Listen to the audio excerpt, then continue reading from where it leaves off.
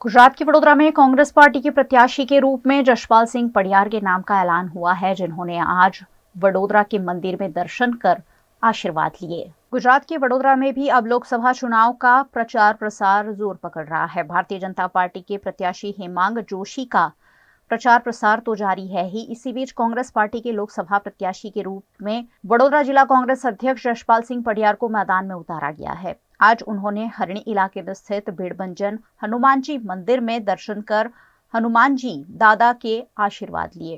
Vadodara Congress party के लोकसभा के प्रत्याशी जशपाल सिंह पडियार ने दादा से आशीर्वाद लेकर जीत की कामना की।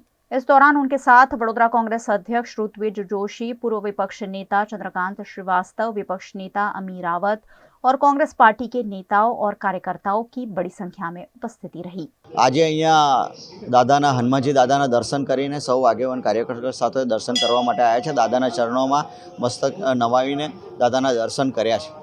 आजे शनिवारनो दिवस पण छे એટલે દાદાના આશીર્વાદ લઈને વડોદરા લોકસભા બેઠક માટે પ્રચારના શ્રી ગણેશ કરવા પણ જઈ રહ્યા છે।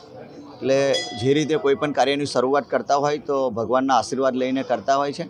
એના ભાગરૂપે અહીંયા દાદાના દર્શન કર્યા છે અને દાદાના ચરણોમાં પ્રાર્થના કરી છે।